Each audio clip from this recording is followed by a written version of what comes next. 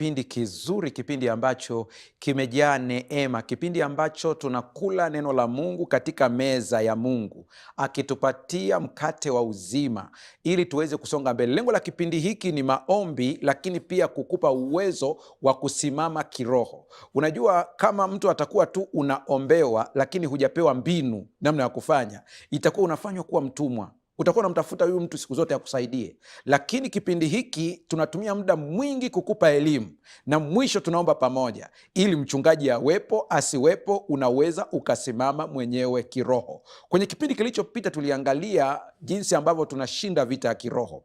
Tunashinda kwa kupitia damu ya Yesu, tunashinda kupitia neno la ushuhuda. Ndivyo kitabu cha Ufunuo kimetuambia. Tunapoongelea damu ya Yesu, hatuongelei kimiminika, tunaongelea uhai. Tunasema damu ya Yesu kwa sababu katika damu ndipo kuna uhai. Yesu alilipa deni kwa kutoa uhai wake mwenyewe ili sisi tuweze kuokolewa. Alitendewa kile ambacho sisi tungetendewa ili sisi tutendewe kile ambacho Yesu angetendewa. Ina maana ya kwamba amechukua nafasi yetu ili sisi tuchukue nafasi yake. Sisi ni watoto wa Mungu kwa kuwa ameturudisha katika nafasi tulioipoteza. Tunashinda kwa neno la ushuhuda kwa kuwa neno lina nguvu. Angalia kile ambacho unajisemea we mwenyewe, angalia kile ambacho unawasemea watu wengine. Maneno yana uzito. Sayansi ya sasa imethibitisha hili. Zamani tulikuwa tukisoma maneno tunaona kama ni lugha ya mafumbo au ya mashairi, lakini sayansi imethibitisha. Biblia inasema kila mmoja atatoa hesabu ya maneno yake aliyoyasema. Sayansi imekuja kuprove ya kwamba maneno unapoyatamka yana nguvu. Wameenda zaidi ya hapo, wanathibitisha kwamba mimea inaweza kusikia. Kuna frequency inazalishwa katika maneno, emotions. Wamegundua yote haya, lakini Biblia imeyasema haya miaka mingi iliyopita. Nikisoma vitabu vya Ellen White ambaye aliishia darasa la 3, haya yote ambayo anayasema ameyaandika kwenye vitabu vyake, na wakati huo watu walikuwa wanamdharau kwa sababu ya elimu ndogo. Hawakujua kwamba huyu mtu ana mafunuo maalum ya kimungu. Ameeleza yote haya. Maneno yana nguvu. Geuza maneno unayojisemea, kwa sababu kwa kuongea kwako unaweza kujiletea ushindi au kushindwa. Kuanzia leo, fanya tathmini. Unasema nini? Badilisha ndani ili utoe kitu kilicho sahihi.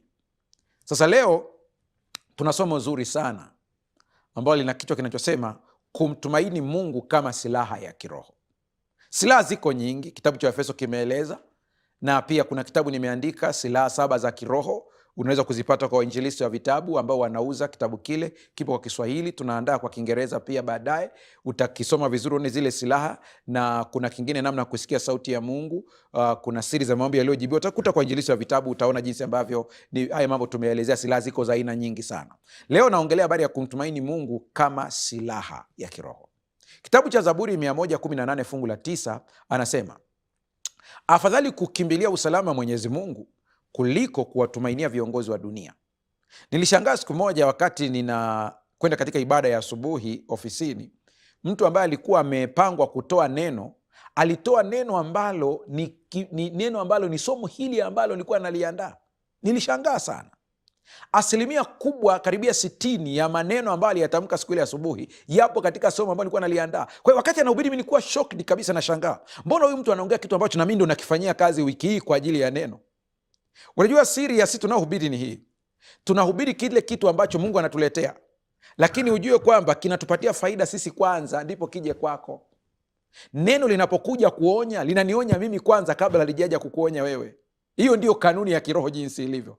Kwa hiyo nikamsikiliza yule mtu anavyohubiri, nikapata vitu vipi ambavyo niliviweka. Hebu rafiki yangu unanisikiliza leo kupitia Hope Channel, kaa vizuri, usubirie Mungu akupatie neno kupitia kipindi cha siku ya leo. Tuombe. Baba Mungu, nakushukuru sana. Asante kwa siku ya leo. Asante kwa masaa haya ambayo umekubali tuweze kusikia sauti yako. Mtazamaji ambaye anatazama sasa, mguse kwa neema yako, mpatie uwezo wa kuelewa, lakini katikati ya somo, ambaye anahitaji uponyaji akapokee, ambaye anahitaji faraja akapate. Kwa jina la Yesu tumeomba na kuamini, amen. Unaamka asubuhi, nini kitu cha kwanza ambacho kinakuja akilini mwako? Ukiwa mkweli kabisa, utakubaliana na mimi, unashika simu yako. Ndicho kitu cha kwanza. Na unapoishika simu yako, huenda unaangalia muda ya kwamba imekuwa ni saa ngapi, mambo kama hayo. Mwingine anafanya ibada. Ninajua kabisa ni wachache ambao asubuhi kabla ya kushika simu anaanza na ibada. Idadi kubwa wanaanza na simu, kwa sababu simu zimewekwa, zina kila kitu, ndio muda, ndio kila kitu kiko hapa. Lakini angalia tulivyo makini na maisha yetu ya leo kwenye kizazi hiki. Kama kuna kizazi kimejaa taarifa nyingi, ni hiki. Jambo linatokea Marekani sasa hivi hapa, tunalipata Afrika sasa hivi hapa. Wanaoishi Marekani zamani walikuwa wanatarajia sana kusikiza redio ili ajue nini kinaendelea nyumbani, lakini leo huna haja. Panafanyika kitu Kenya sasa hivi, Uganda, Rwanda, Tanzania. Mtu aliyeko Marekani, Uingereza anakiona kwa wakati ule ule. Ni kizazi kilichojaa taarifa. Tuko makini kuangalia hali ya hewa ya leo. Tuko makini kuangalia kwamba hivi ninakopesheka, naweza kupewa mkopo au siwezi kupewa. Lakini unapoangalia mambo ya kwamba unaweza kukopesheka au huwezi, huna muda wa kuangalia joto lako la kiroho. Hivi hali yangu ya kiroho ikoje? Hasa tunapoongelea uamsho, tunaongelea uamsho kwa mtu binafsi. Uamsho sio hoja ya kanisa. Uamsho ni hoja ya mtu mmoja mmoja. Umekaa na kuangalia joto lako la kiroho, ukajichunguza wewe mwenyewe, ukasema hapana, hapa kuna maeneo natakiwa niyafanyie kazi katika maisha yangu. Una orodha ya applications za simu, za kompyuta, za vitu mbalimbali, lakini mpaka mazoezi, kuna vitu vina track mazoezi. Mimi mwenyewe nayeongea na wewe, nina application yangu ambayo ina track nimetembea hatua ngapi, na mara nyingine inanitia moyo, wakati mwingine ananiambia leo umekaa sana. Ninazo hizi. Tunaangalia uwekezaji, lakini je, tumeangalia vipimo vya kiroho na kuona tunasonga mbele kiroho namna gani? Haya ni mambo ambayo tunatakiwa kujiuliza kila wakati. Kizazi hiki kimejaa taarifa. Leo watu wanapimwa, ubora wa mtu unapimwa kwa vitu alivyo navyo. Kosa kubwa sana. Vitu alivyo navyo ndio tunaangalia kwamba huyu mtu ana uwezo kiasi gani, huyu mtu yukoje. Lakini ukweli wa Mungu uko hivi, sio kila mtu mwenye vitu alipata kwa uhalali. Kwa kwangu mimi, ukiniuliza, ubora wa kitu haupimwi kwa jinsi kilivyo, ila unapimwa kwa njia iliyotumika kupatikana. Hiyo ndio itaniambia kwamba hiki kitu ni bora au sio bora. Lakini pia siku hizi kumekuwa na changamoto kwenye mitandao ya kijamii. Mtu anaangalia likes ngapi anazo. Unaona tunavyoweza kama tunachukuliwa kupelekwa mahala fulani hivi. Haya ndiyo mambo ambayo kwa kila kizazi walipata mitego kulingana na wakati wao. Kwa hiyo kila mmoja lazima aangalie mtego ambao unaupata kiroho sasa hivi hapa, ninatokaje? Je, naweza kutambua kwamba ni mtego au siwezi kuutambua? Haya ni mambo muhimu ya kuangalia. Sikia nikwambie rafiki yangu unayetazama. Na katikati ya maajabu haya ya kiteknolojia, kitu cha kale na cha kibinadamu sana kimepotea. Uwezo wa kutumaini katika asiyeonekana, kisicho na kikomo na kilicho nje ya udhibiti wetu kabisa. Mchungaji, hapo unamaanisha nini? Twende kidogo na Mungu akusaidia hapo uweze kuelewa. Natoa mfano wa mimi hapa nipo studio naongea na wewe, wewe unanitazama kwa njia ya televisheni. Hakuna waya unaoniunganisha mimi na wewe, lakini hapo ulipo natumia kifaa chako. Inaweza kuwa television, TV, runinga, inaweza kuwa simu ya mkononi, inaweza kuwa kompyuta. Kuna watu hapo wanafollow YouTube direct, wanafuatilia hapa, wanachati hapa, lakini hakuna waya unaotuunganisha. Je, una habari ya kwamba kuna kitu kisichoonekana ambacho kimeniunganisha mimi na wewe? Sasa hivi hapa niko studio, lakini niko chumbani kwako. Sasa hivi niko studio, lakini nipo hapo katika sitting room yako, niko sebuleni kwako. Kuna kitu kisichoonekana. Kwa tunaamini zaidi technology ya kwamba ina uwezo wa kuniunganisha bila waya na mtu, tukaongea kwenye simu, tukachati, tukafanya hivi, lakini tunashindwa kutegemea nguvu au kitu. Nakosa lugha nzuri hapa. Tunashindwa kumtegemea Mungu asiyeonekana kwa sababu tu hatuwezi kumwona. tunakuwa na mashaka.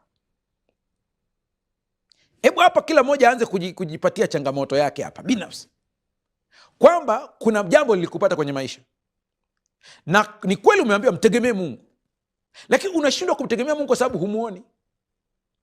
Kwa kuwa sisi ni viumbe ambao tuna mwili na damu, tuna tabia ya kuamini zaidi kile tunachokiona. Tumesahau pia sisi ni viumbe wa kiroho,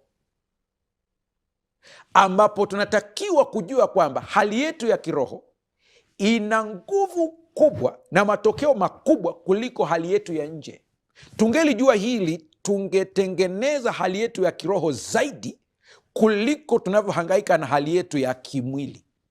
Sijasema usishughulikie mwili wako, ila nimesema tungeweka jitihada, effort kubwa kwenye hali ya kiroho kuliko hali ya kimwili.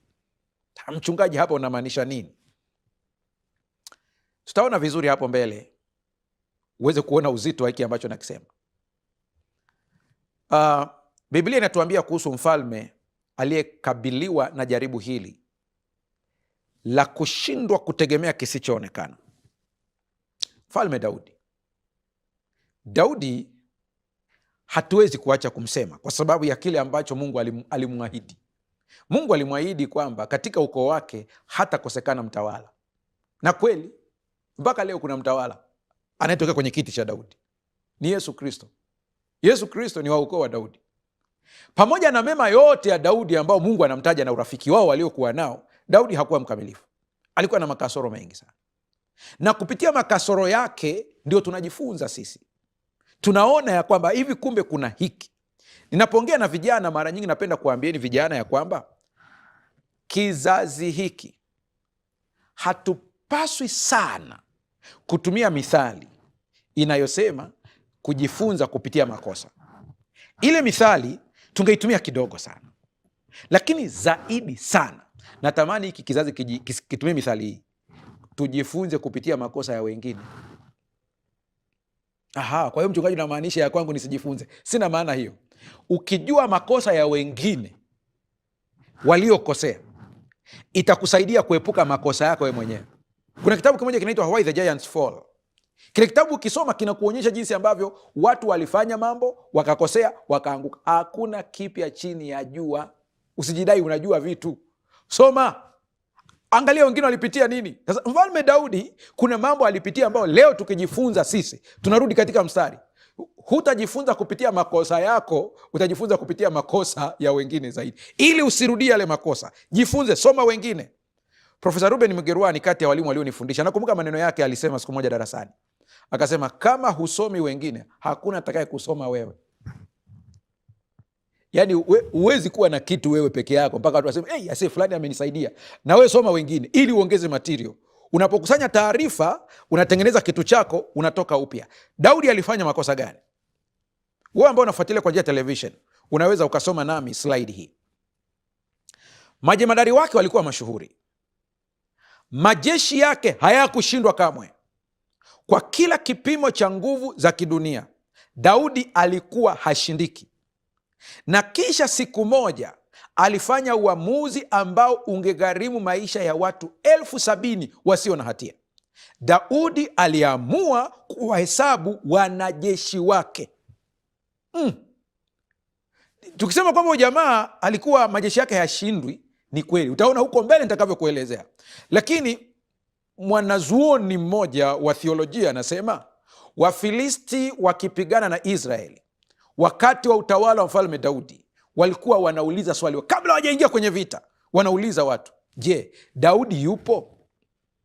Wakiambiwa Daudi yupo, jamaa wanasema ole wenu Wafilisti. Yaani wanajua kabisa ya kwamba huyo jamaa kama akiwepo hapo, sisi hatuwezi kushinda hiyo vita kabisa.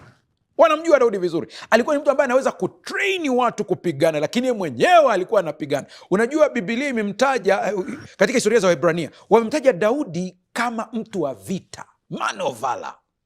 Alikuwa na uwezo mkubwa sana. Sikia, sio kwa sababu kuhesabu wanajeshi kulikuwa na uovu asili, sio kwa sababu alikuwa anapanga jambo lolote baya, lakini kwa sababu katika kile kitendo cha kuhesabu Daudi alifichua jambo ambalo lilikuwa linaota kimya kimya, kwamba usalama wake ulitegemea si katika ahadi ya Mungu, bali katika idadi ambayo angeweza kuihakiki. Kwa hiyo kosa lake lilikuwa ni nini? Kosa la Daudi lilikuwa ni kuhamisha utegemezi kutoka kwa Mungu na kuleta kwa vitu. Mungu akusaidie sana. Kuna vitu leo utajifunza vitu vingi sana katika makosa ambayo huenda kwenye maisha umeyafanya yakakuletea hasara. Unaona, kosa la Daudi moja la kuhesabu jeshi likaleta hasara ya watu 70,000. Sio kitu cha mchezo. Lakini kosa ambalo huwa wahubiri wengi ikiwemo mimi hatulisemi, au kama tunalisema huenda hatulisemi katika uhalisia wake, hatulisemi katika uzito wake, kwamba Daudi alikuwa anatangaza kwamba nguvu zake zilitokana si kwenye imani kwa Mungu, bali kwenye idadi ya jeshi. Rafiki yangu unanisikiliza, Daudi alikuwa anatangaza kwamba mustakabali wake ulihakikishwa si kwa agano, bali na wingi wa mashujaa walio chini ya amri yake. Kosa kubwa sana. Lakini siku alipofunuliwa macho ya kiroho, ambacho ndicho nami naomba leo Mungu akusaidie unanitazama, Mungu akufunue macho ya kiroho uone zaidi ya hicho unachokifikiria. Siku alipofunuliwa macho ya kiroho, katika Zaburi 118 fungu la 9, ndipo asema ni heri kumkimbilia Bwana kuliko kuwatumainia wakuu. Kiswahili cha kisasa kikasema kuliko kutumainia viongozi wa dunia. Kuna kitu kilitokea, Daudi akafunguliwa macho, akashtuka, akasema hivi kumbe kuna kosa kubwa nimefanya hapa. Ahadi ya somo la leo si kwamba utafika amani kamilifu bila vikwazo, au kwamba kumtumaini Mungu inamaanisha unaacha kupanga au kukusanya rasilimali. Hapana. Badala yake utaelewa chanzo cha kweli cha nguvu. Utajifunza kutofautisha kati ya hekima na ibada ya sanamu, na utagundua kwamba kumtumaini Mungu ndicho kitendo chenye matokeo zaidi, chenye nguvu zaidi, na cha kimapinduzi zaidi unachoweza kufanya katika kizazi chako. Kwa lugha nyingine, wafundishe mpaka watoto wako wajue kumtumaini Mungu kuliko kukutumaini wewe. Ifikie hatua, kama huna pesa, ninajua kwamba huwa wanasema kabisa kwamba katika saikolojia wanasema kwamba usipende kuambia watoto kwamba huna pesa. Mimi ambaye nachanganya saikolojia na kiroho, nasema waambie watoto wako ya kwamba huna pesa. Waambie watoto wako ya kwamba sasa tumuombe Mungu ili tupate pesa. Waambie watoto wako Mungu anabariki kazi za mikono yetu. Watoto wako wakue wakijua kwamba pamoja na kwamba tuna biashara, tunafanya kazi, lakini baba yetu hapa nyumbani ana baba yake ambaye yuko mbinguni, ambaye pia ni baba yetu. Unawafundisha watoto kumtegemea Mungu wakiwa wadogo. Dunia inawatoa watoto wako leo, ukiangalia kwenye jamii kwa ujumla, inawatoa watu kutoka kumtegemea Mungu na kutegemea akili zao, kutegemea hekima zao, kutegemea ujuzi wao, kutegemea elimu zao, kutegemea pesa zao. Mpaka hata katika mafundisho ya ndoa nimeogopa sana nikiona ilikuwa ina trend wakati fulani, watu wanakuambia ya kwamba ili ndoa iweze kudumu tafuta pesa. Na hicho kime trendi sana kwenye mitandao. Ni kushifti, ni kutoa ukweli na kuweka elimu ya kidunia katika masuala ya kiroho. Mimi sikubaliani na hilo kabisa kabisa kabisa. Kuna watu wana pesa na ndoa zinavunjika. Bill Gates ndoa ilivunjika, utaniambia na shida gani? Kuna matajiri wakubwa sana ambao hawana amani katika ndoa zao. Mimi nasema hivi, ukitaka ndoa yako iweze kudumu vizuri kwa amani, sina maana hamtakuwa na changamoto, lakini ukweli uko hapa, tafuta hekima ya kimungu. Simple. Hekima ya kimungu itakuongoza namna ya kupenda. Hekima ya kimungu itakuongoza namna ya kuheshimu mume. Hekima ya kimungu itakufundisha kumlea mtoto. Hekima ya kimungu ina kila kitu. Pesa, unataka kuniambia pesa zinadumisha ndoa? Hicho kitu sikubali kabisa, hakina ukweli wote. Mnataka mhamishe sasa ndoa itoke kwenye kujitoa kwa watu wawili wanaounganika pamoja, iwe kutumikiana kwa ajili ya faida. Hakuna kitu kama hicho. Daudi alikosea, akageuka, akaanza kuangalia mambo yake, akaanza kudhani ya kwamba vitu vinaweza kumsaidia. Daudi alitegemea nguvu iliyoshindwa kuokoa. Kosa alilofanya, alishindwa, akashindwa kuelewa kwamba hizi nguvu ambazo anazitegemea yeye haziwezi kumwokoa. Sikia nikwambie, jeshi lenye nguvu sana, mashuhuri sana, na lionekanalo kama lisiloshindwa, kiasi kwamba kiongozi yeyote mwenye akili timamu angeamini analindwa nalo, halikumfaa Daudi saa ilipofika. Na kweli alikuwa nalo. Daudi alikuwa na mashujaa, sio wanajeshi tu wa kawaida. Alikuwa na mashujaa wenye nguvu, watu ambao wanaaminika, walikuwa wanamzunguka. Ulinzi wake ulikuwa ni mkubwa. Na mimi nikuulize, wako wapi viongozi wakubwa wa dunia hii ambao walikuwa na ulinzi mkubwa kabisa? Wako wapi leo? Wako ambao wale walinzi wao waliwalinda mpaka mwisho kabisa, waliwalinda kwa nguvu zote dhidi ya maadui zote, lakini walishindwa kuwalinda dhidi ya magonjwa yaliyowaua viongozi hao. Pamoja na ubora wao wote, saa ilipofika kansa ilitafuna. Madaktari walitibu. Unaweza kusema, lakini mchungaji, kuna dawa za kansa. Ndio, nakubali zipo, watu wanapona kansa pia, lakini una habari madaktari hawa watakwambia ukweli ya kwamba kuna aina ya kansa ambazo haziwezi kupona, hatuna dawa yake, hakuna namna. Ndipo utajua kwamba kuna wakutumainiwa kuliko mali, kuna wakutumainiwa kuliko elimu, kuna wakutumainiwa kuliko chochote, ambaye ni Mungu wa mbinguni. Hebu tuangalie kidogo tu mashujaa wa Daudi kwa dakika chache. Mashujaa wa Daudi walikuwa wafuatao. Mimi nasoma Kiswahili cha kisasa, wewe utasoma kile Kiswahili ulichokizoea wewe. Samueli wa pili sura 23 fungu la 18. Wa kwanza alikuwa anaitwa Abishai nduguye Yoab, mwana wa Seruya. Alikuwa mkuu wa mashujaa 30. Yeye alipigana kwa mkuki wake dhidi ya watu 300, akawaua, akajipatia jina miongoni mwa wale mashujaa 3. Nisikize kidogo hapa. Ukuu hauji kwa kusema nataka kuwa. Ukuu unakuja kwa matendo ya ukuu. Biblia inasema vipawa vya mtu vitamketisha na wakuu. Maana yake una nini? Huyu anasema kwamba alikuwa mkuu wa mashujaa 30. Yaani katika top 30 wa Daudi, kiboko yao alikuwa anaitwa Abishai. Na Biblia inaweka wazi kwamba mkuki wake mmoja aliua watu 300. Wewe niambie, ndume moja inaua watu 300? Huwezi kucheza na huyu mtu. Hawa ndio watu ambao wanamzunguka Daudi hawa. Wote hawa ndio wanamzunguka hawa. 300. Na kuuliza wewe unanitazama, umewahi kuua hata nyoka? Yaani usihangaike habari ya nyoka. Hata. Lakini jamaa aliua watu 300. Fungu la 19. Je, huyo hakuwa mashuhuri zaidi miongoni mwa mashujaa 3? Kwa hiyo akawa kamanda wao, lakini hakuwa shujaa kama wale mashujaa 3. Unajua hili fungu kidogo linakuchanganya kidogo. Kumbe kuna 30, alafu kulikuwa na top 3. Anasema katika wale top 3 jamaa alikuwepo huyu Abishai, lakini anakuambia katika hawa 3 hawa bado jamaa hakuwazidi. Kwa hiyo kuna jamaa wengine tena wana nguvu kumzidi. Hawa ndio kikosi cha kumlinda Daudi. Twende fungu la 20. Naye Benaya mwana wa Yehoyada kutoka Kabzeel alikuwa askari shujaa ambaye alifanya mambo mengi ya ajabu mpaka hayakuandikwa. Yaani jamaa alifanya vitu mpaka mwandishi anasema mambo mengi ya ajabu. Ukimwambia ni yapi, anakuambia na kutajia machache. Haya, yapi? Aliwaua mashujaa 2 kutoka Moabu, na siku moja wakati wa theluji alishuka shimoni na kuua simba. Jamaa mmoja huyo. Fungu la 21. Vile vile aliua jitu la Misri. Misri huyo alikuwa na mkuki, lakini Benaya alimwendea akiwa na fimbo tu, akamnyang'anya mkuki huo na kumuua Misri kwa mkuki wake mwenyewe. Ili jamaa sio la kuchezea. Lilipambana na giant. Benaya alikuwa na mwili mdogo, lakini akapambana na ile giant akalimaliza kutoka Misri. Yeye alikuwa na fimbo peke yake tu, lakini huyu jamaa alikuwa na mkuki, akampiga na akatumia mkuki wake kumuua. Unataka kusema nini mchungaji? Inamaanisha ya kwamba Mungu akiwa na wewe, haijalishi una nini mkononi.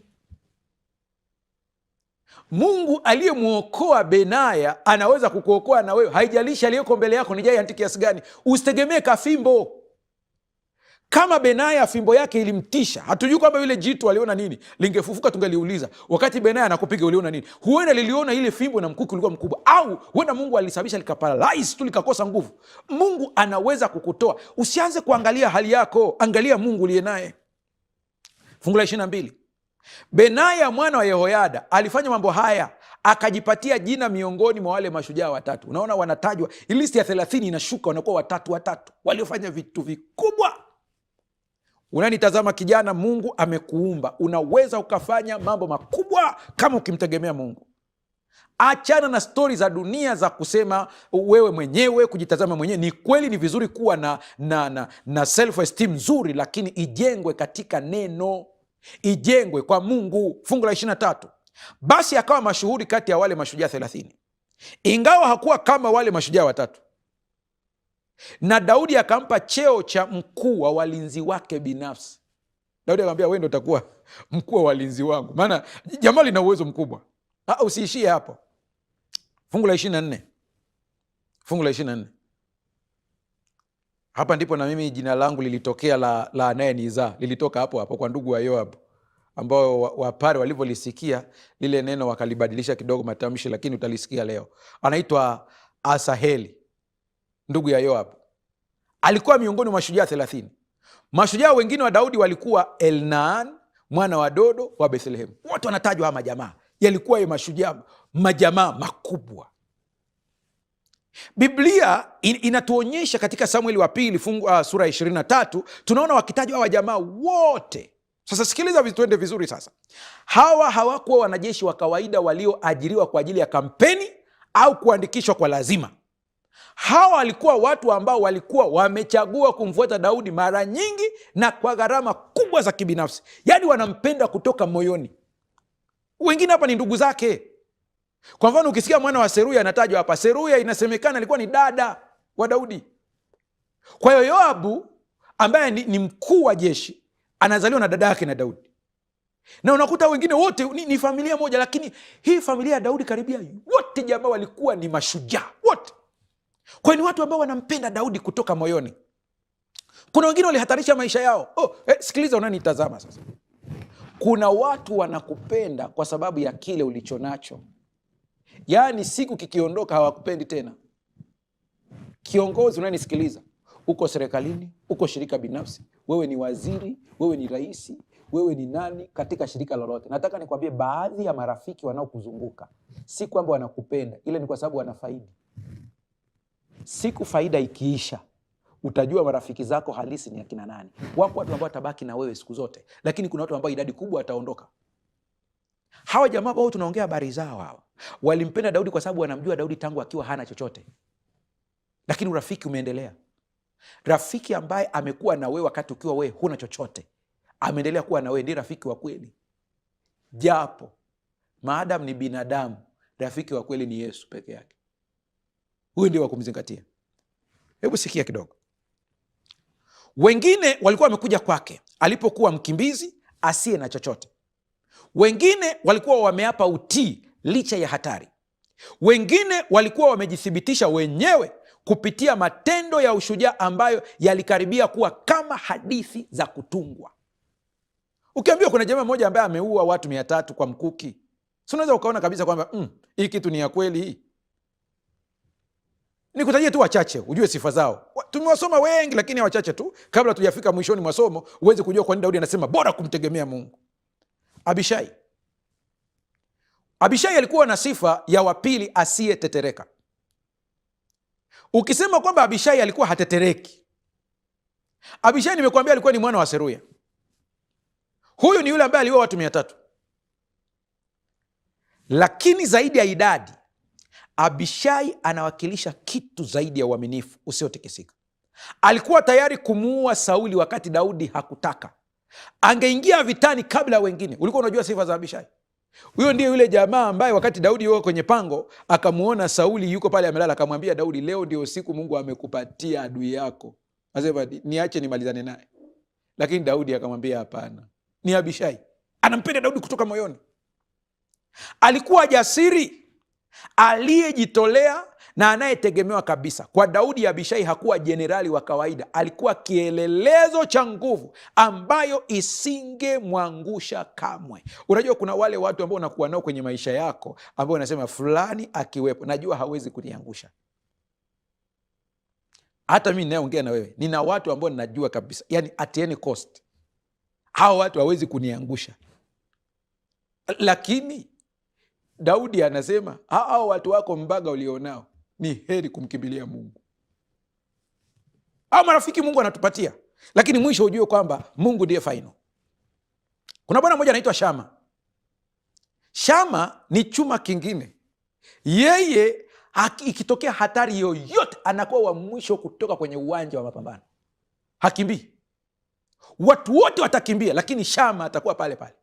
Wanasema yeye asingelikimbia. Kulingana na Samueli wa pili 23 fungu la 11 mpaka 12, wakati jeshi la Israeli lilikuwa likirudi nyuma mbele ya Wafilisti, Shama akasimama katikati ya ule uwanja, akauokoa umati wa Israeli, akawapiga Wafilisti, naye Bwana akafanya wokovu mkuu. Ni ndume hiyo. Shama alikuwa haogopi idadi ya watu. Yaani usimtishie Shama ukamwambia wako watu wangapi, si wanatisha. Jamani, nakwambia hapana. Huyu ndiye kati ya mashujaa wa Daudi. Na Daudi anapowatazama wote hawa anasema heri kumtegemea Bwana. Shama alikuwa na nguvu ambayo si ya kawaida. Hey. Sikia. Kwenye kitabu cha, utasoma tu kwa muda wako wewe mwenyewe, najaribu kuangalia, utasoma kwa muda wako Samueli ile ya Samueli wa pili 23, utasoma kwa muda wako, alafu soma sura ile yote, lakini kuna sentensi natamani uisikie. Uisikie sentensi hii. Shama alikuwa ni mtu ambaye ni jasiri. Alikuwa na ujuzi mkubwa sana wa kupambana. Alikuwa haogopi. Yeye wakati watu wote wanakimbia, Biblia inasema kwamba yeye peke yake alikuwa na uwezo wa kusimama. Na alikuwa anakataa kuondoka. Alisimama imara. Hata alipoambiwa ondoka, Shama alikataa kuondolewa. Katika kukataa huko, jambo la kushangaza lilitokea. Mungu alitenda kupitia yeye kufanikisha kile kilichoonekana kuwa hakiwezekani. Hadithi ya Shama, kwa kweli, hadithi ya Shama inatuonyesha jinsi ambavyo Mungu anaweza kuwatumia watu ambao hatukuwatarajia. Na wakati mwingine inatuonyesha jinsi ambavyo Mungu anaweza kutenda miujiza kwa kutumia mtu mmoja. Sikia. Benaya alikuwa ni jasiri sana. Biblia inasema kuhusu Benaya alikuwa ni kati ya wale watu ambao yeye ushujaa wake ilikuwa ni kazi ya kuongeza mipaka ya utawala wa Daudi. Ndiyo alivyokuwa yeye Benaya akiamua leo tunaenda kukamata eneo hili na linakamatwa kweli kweli. Hebu nikwambie, umewahi kuona rafiki ambaye anapenda mafanikio yako? Yeye anapenda kila wakati uweze kufanikiwa na kuongezeka. Mungu akupatie rafiki kama huyu wako. Akiona biashara yako inaenda vizuri, anafurahi, anakuambia kuna pale. Hawa marafiki alikuwa ni aina ya Benaya. Maandiko yanarekodi kwamba aliwapiga watu wawili wa Moabu, watu hatari sana wakati huo. Tena akashuka akamuua simba katikati ya shimo. Tumesoma habari zake. Benaya alikuwa akifanya kazi kutokana na aina fulani ya ujasiri mkuu katika uwezo wake mwenyewe. Baadaye alikuwa mkuu wa walinzi wa Daudi, nafasi kuu ya kuaminiwa. Kwa nini Daudi ampe ulinzi? Ni kwa sababu anajua Benaya ananipenda, anataka niendelee kufanikiwa. Kwa hiyo sioni kama kuna siku atanigeuka huyu. Ni wale watu ambao akipata kitu kizuri lazima anakuambia. Umewahi kuwa na rafiki ambaye anakutumia hela bila kumuomba? Yaani hujamuomba, unachanga tu anakuambia bwana hiyo endelea kufurahia. Umewahi kuona rafiki ambaye anakununulia kitu mpaka unashangaa, wewe je, anakuambia wewe endelea kwanza. Nakwambia kitu ambacho nimekipitia kwenye maisha yangu. Yaani kuna saa mtu anakutendea kitu mpaka unashangaa, unasema hivi vipi? Ni aina ya kina Benaya. Asaheli alikuwa anajulikana kwa spidi. Anakimbia, ujamaa alikuwa anakimbia kweli kweli. Kwa hiyo kama kuna jambo la kukimbia, Asaheli atafanya. Elhanani aliyemuua ndugu yake Goliath na wengine wengi, jamaa aliweza kuua mpaka majiant. Hao ndio watu ambao tunaongelea wamemzunguka Daudi. Kila mmoja alikuwa na sifa, kila mmoja alikuwa amejithibitisha, na kila mmoja aliwakilisha sehemu ya usalama wa Daudi aliyohisi alipotafakari ufalme wake.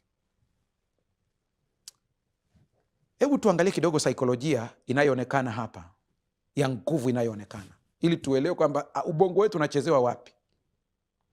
Bongo zetu zimeundwa na uwezo maalum wa kujibu vitisho vinavyoonekana dhahiri na faida zinazoonekana dhahiri. Ndivyo tulivyo, ubongo wetu ndivyo ulivyo. Ukiona kitisho, ubongo unakwambia jihami, unakutengenezea mazingira. Ukiona kitu kina faida, ubongo unakupa motisha ya kufanya kazi kwa ajili ya kile kitu. Wanaofanya kazi, motisha ni mshahara. Hivyo ndivyo ubongo ulivyo. Ninapoona wanajeshi wamepangwa, ninapoweza kuwahesabu, ninapoweza kuwatazama wakifanya mazoezi na kuona nguvu zao waziwazi, kitu fulani katika mfumo wangu wa neva kinaongea, najisikia salama zaidi. Sasa turudi katika hali yetu ya kawaida sasa ya siku zote. Ninapoona akaunti yangu ina pesa, ninapoona magari yangu yamepaki, ninapoona nyumba nzuri, najisikia nina amani. Ni uongo wa kisaikolojia. Amani yako haitokani na vitu. Bongo zetu zina uwezo wa asili wa kutambua na kushughulikia haraka vitisho vilivyo dhahiri pamoja na fursa zilizo wazi. Yaani pakitokea kitu ambacho ni kitisho kiko waziwazi, ubongo unakufundisha kushughulikia haraka sana. Lakini ubongo wako haujui kwamba kuna bakteria usiowaona wanaweza kukuletea magonjwa na usiwe na habari. Sasa kuna siri hii. Hakuna kiasi cha vitu au data ambacho huondoa kikamilifu kutokuwa na uhakika. Daima kuna kigezo kilichofichwa. Daima kuna tishio ambalo sikulitambua. Yaani hakuna siku utatosheka. Bill Gates anatafuta hela, Dangote anatafuta hela. Unajiuliza, hawa watu hawatosheki? Hakuna siku inatosha. Yaani hapo ulipo kuna mtu ana pesa kuliko wewe, ana mshahara mkubwa kuliko, unasema nikipata hela kama fulani nitafurahia sana, nitafanya hiki na hiki. Nikwambie, siku ukipata hizo hela, kuna mahitaji yataongezeka tena. Kwa hiyo hakuna siku inatosheka. Jifunze kumtumaini Mungu wakati wote. Na kwa sababu hiyo, mimi binafsi, binadamu kama wewe, najikuta nimekwama kwenye kile wataalamu wa saikolojia hukiita udanganyifu wa udhibiti, imani potofu, kuwa nikijitahidi na kufuatilia kujua na uhakiki wa kila kitu, ninaweza kuondoa kabisa uwezekano wa mambo kwenda kinyume. Nataka nikuambie, hata kama upewe kiasi gani cha pesa leo, ikiwa hujui kuna kitu ambacho kimejificha, ikiwa hujui namna ya kumtumaini Mungu kwa kila kitu, utaingia hasara kama Daudi, ya watu 70,000 waliokufa kwa kosa moja la Daudi. Kwenye kitabu cha Mathayo sura ya 6 fungu la 25 na 29 kuna maneno haya: kwa sababu hiyo nawaambieni, msisumbukie maisha yenu, mle nini au mnywe nini, wala miili yenu mvae nini. Je, maisha hayazidi chakula, na mwili hauzidi mavazi? Waangalieni ndege wa angani, ya kwamba hawapandi wala hawavuni wala hawakusanyi ghalani, na Baba yenu wa mbinguni huwalisha hao.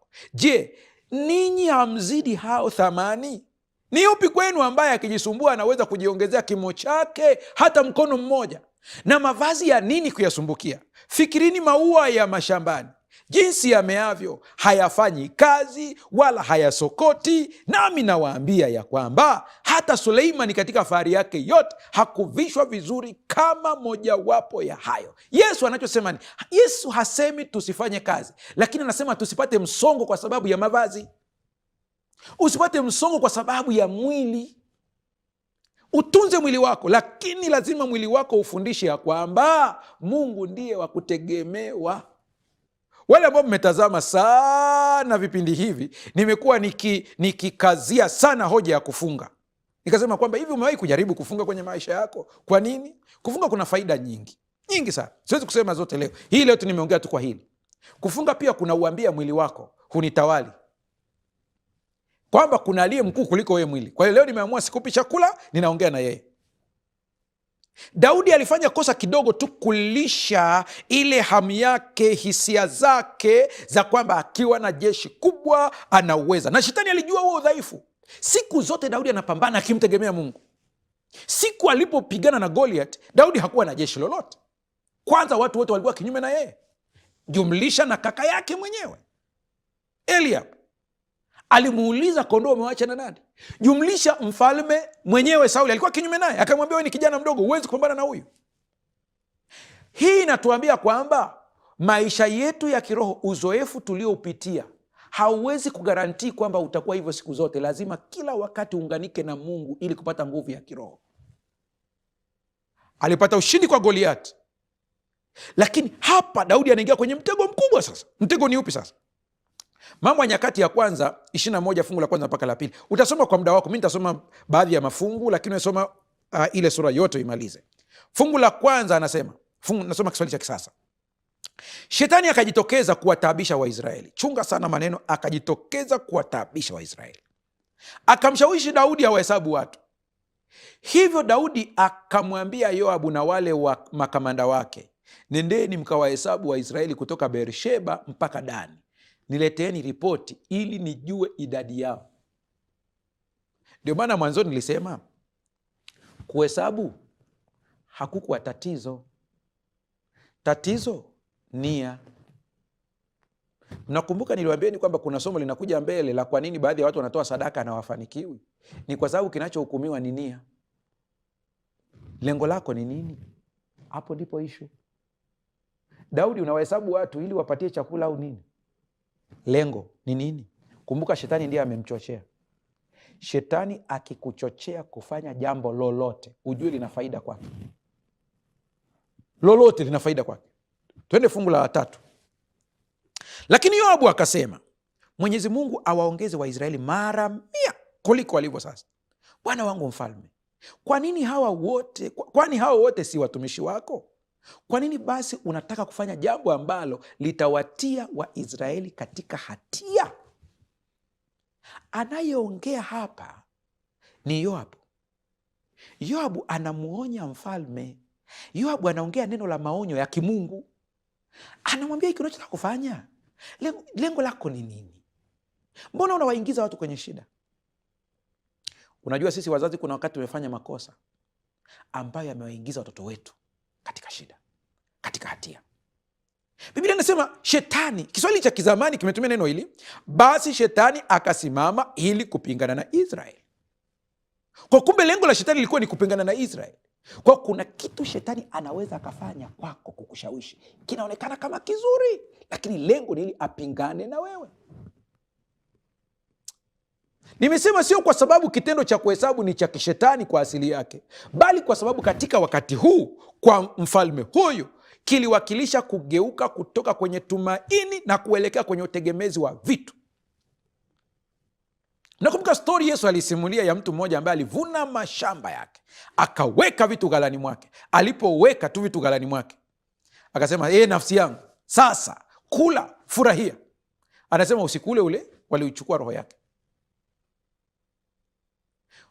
Ni mara ngapi wewe unayenitazama sasa hivi, unanitazama hapa, umeweka tumaini lako kwa watu, mjomba, shangazi, baba mkubwa? Mara ngapi pale kazini kwako uliweka tumaini lako kwa sababu kiongozi aliyeko pale ni mtu ambaye ni wa kwako, ukaacha kuweka tumaini kwa Mungu? Mara ngapi umeweka tumaini lako kwa mali? Kwa kosa la kuhesabu Waisraeli wakafa watu ambao walikuwa hawana hatia. Nikusimulie kidogo tunapokaribia kumaliza, ili nao uanze kuingia kwenye toba. Kumbe wakati mwingine mali zako kuna saa zilipukutika, biashara ilikufa, sio kwa sababu kuna wachawi. Mchawi ni wewe mwenyewe. Ulifikia kiburi cha kutegemea mali zako. Ulifikia kiburi cha kuona kama vile zile mali ndio zinakusaidia, zinakufanya uishi. Mtu hataishi kwa mkate tu, bali kwa kila neno litokalo katika kinywa cha Mungu. Mimi naongea hivi, lakini Roho Mtakatifu anakusemesha kitu. Ni wakati wa kutubu. Tunapotoa zaka na sadaka na kusaidia maskini na kuunga mkono kazi ya Mungu, sio kwa lengo la kujionyesha watu watuone, lakini moja ya sababu ni kumwambia Mungu, sitegemei hizi mali zangu, ni zako wewe. Umenipa neema tu ya kupata mshahara, na kuna wakati utapata jaribu kama la yule mwanamke ambaye aliambiwa na Eliya, nipikie mimi nile. Kuna saa jaribu litakuja mbele yako, kuchagua kukidhi mahitaji yako au kazi ya Mungu au maskini au yatima au wajane. Kuna saa. Unajua kosa la Daudi hili alilolifanya, akatumiwa nabii, kwa sababu lilileta madhara makubwa sana. Nabii akaambiwa, nenda ukamwambia Daudi alichofanya ni kosa kubwa. Na kusomea tu kitabu cha Mambo ya Nyakati ya kwanza 21 fungu la 11 hadi 12. Nabii akamwambia Daudi, kwa kosa ulilofanya, basi ujichagulie au miaka 3 ya njaa au miezi 3 ya kuangamizwa mbele ya adui zako, wakati upanga wa adui zako unapokupata, au siku 3 za upanga wa Bwana, yaani tauni katika nchi, malaika wa Bwana akiharibu katika mipaka yako yote ya Israeli. Basi sasa angalia, ni jawabu gani nimrudishie yeye aliyenituma. Fungu la 13. Daudi akamjibu Gadi, nimeingia katika mashaka makubwa, lakini afadhali niadhibiwe na Mwenyezi Mungu, kwani yeye ana huruma sana, ila nisianguke katika mkono wa mwanadamu. Umeona kwamba dhambi yake ina matokeo, lakini matokeo ya nini? Sikia kidogo. Matokeo ya kupunguza kile alichokuwa anakitegemea. Si ulikuwa unategemea idadi ya watu watakufa? Sasa ulikuwa unategemea hiyo biashara yako, utaingia hasara. Biblia inasema watu wakaanza kufa. Rekodi inaonyesha karibu watu 70,000. Daudi aliumia mpaka akamwomba Mungu, akamwambia Mungu, mbona kondoo wanakufa wasio na hatia? Hiyo ndio tegemezi lako. Hata wewe kuna saa mifugo yako inakufa isiyo na hatia kwa sababu yako wewe. Mali zinapukutika. Ukiingia hasara wewe katika kampuni yako, kuna watu ambao hawatafanya kazi, wataachishwa kazi kwa sababu umeingia hasara. Wanaumia wasio na sababu. Tubu, mrudie Bwana. Daudi alipoamua kupigwa na Bwana, anasema kwa sababu Bwana huwa ana huruma. Ndipo siku ile Daudi akakimbia moja kwa moja, akaenda mpaka uwanja wa Arauna. Stori hii mnaijua sana, sina haja ya kuisoma leo. Akafika pale, katika macho ya kiroho Daudi akafunguliwa, akamwona malaika anayechapa. Kumbe yupo katika uwanja wa Arauna. Kila pigo lina senta yake. Majeshi ya Marekani yanapoenda kupiga yana maeneo ambayo yanafikia. Yakifika hapa ndipo yanapiga. Kila shambulio katika maisha yako lina eneo. Usipojua eneo, unaweza ukajikuta unapiga maeneo ambayo sio. Daudi alipofunguliwa macho akajua ni katika kiwanja cha Arauna. Arauna alikuwa yuko pale kwenye kiwanja chake, alikuwa hajui kwamba malaika kumbe anapigia kutokea kwake. Hana habari, maisha yanaendelea kama kawaida. Muombe Mungu akufungulie macho ya kiroho, ujue shambulio linatoka wapi, ujue chanzo cha tatizo. Kosa kubwa, tunatafuta sana mchungaji atusaidie badala ya kutafuta sisi wenyewe. Daudi aliomba, akamwambia Mungu, yatosha. Alipomwona yule malaika, ni Daudi peke yake aliyemwona, hata Arauna hakumwona. Daudi akajua hapa ndipo pa kufanyia kazi. Tunapoelekea kufunga, kuna mambo mawili au matatu nataka uyaelewe. Utasoma kwa muda wako uone Daudi alichokifanya. Cha kwanza, Daudi akatoa sadaka katika kiwanja cha Arauna. Sadaka ya kwanza aliyokuwa ameitoa Daudi inaitwa sadaka ya amani. Ndio sadaka ambayo Daudi alipohitaji kuitoa, Arauna akamwambia mfalme, nitakupatia kiwanja utoe sadaka bure, nitakupatia kuni na wanyama. Daudi akamwambia Arauna, siwezi kumtolea Mungu sadaka isiyo na gharama. Kwa lugha nyingine, Arauna, hujui kinachoendelea. Nimewaonya mashemasi sana, nikamwambia mashemasi, zile sadaka zinazotolewa msiibe. Hujui watu wana nini na Mungu wao. Zingine watu ni mikosi wanasitisha, unabeba ukiiba. Hakuna mtu aliyeiba sadaka akabaki kama alivyo. hayupo. Daudi akalipa. Alipolipa, Biblia inasema Mungu akashusha moto ukachoma ile sadaka. Ilikuwa ni ishara ya kukubaliwa. Hata kuni za Daudi alizoleta pale hakutumia kiberiti chake, ni Mungu alishusha moto. Nami nakuambia leo unanitazama, Mungu aikubali sadaka yako. Akatoa sadaka ya pili. Soma kile kisa. Sadaka ya pili Daudi aliitoa baada ya kuona sadaka yake imekubaliwa, akatoa sadaka ya pili ya kumshukuru Mungu. Ndipo kesi ilipoisha. Sijui wokovu ni kwa damu ya Yesu peke yake, lakini kuna mambo itatubidi tuyatende hapa duniani ili kubonyeza bunduki yetu ili risasi itoke. Mtu asije akachukulia haya matendo ya ibada kama matendo ya kawaida. Ni matendo ya kiroho. Kwenda kanisani ni tendo la kiroho. Kusoma Biblia ni tendo la kiroho. Kusaidia maskini ni tendo la kiroho.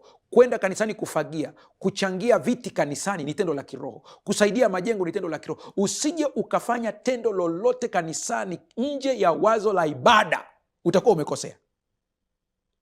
Mkiambiwa leo njoni mkafanye usafi, usiende kufanya usafi kwa vile aliyetangaza tangazo ni rafiki yako. Nenda kufanya usafi kanisani kwa sababu ni sehemu ya ibada yako kwa Mungu. Unapotoa sadaka, usitoe sadaka kama amri ya ndani tu kwamba tumeamriwa tutoe sadaka. Toa sadaka kama sehemu ya kumwambia Mungu asante kwa uhai, asante kwa kumfaulisha mtoto wangu mtihani. Sadaka ni ibada. Siku ile sikutarajia Daudi angetoa sadaka 2. Mungu atusaidie sana. Tunapokwenda kuomba sasa, ondoa tumaini lako kwa mali. Ondoa tumaini lako kwa cheo. Ondoa tumaini lako kwa nafasi uliopewa na rais. Ondoa tumaini lako kwa watu wanaokuzunguka. Ondoa tumaini lako kwa kiti unachokikalia kama cheo ulicho nacho. Haijalishi wewe ni nani. Ondoa tumaini lako kwa hivyo vitu hivyo. Peleka tumaini lako kwa Mungu. Mungu akufungulie macho uone makosa ulioyafanya huko nyuma, ambayo yalisababisha cheo kuondoka, ambayo yalisababisha mali kuondoka, ambayo yalisababisha ukapata maumivu, ili unapotubu urudi katika mstari. Na kuachia dakika moja, ongea na Mungu. Tulia hapo hapo ulipo, kwa mazingira uliopo. Hata kama unanisikiliza ukiwa kwenye gari, ni muda wa kuomba. Sio lazima ufumbe macho, unaweza ukanyamaza tu hapo. Sema na Mungu ndani ya moyo dakika moja.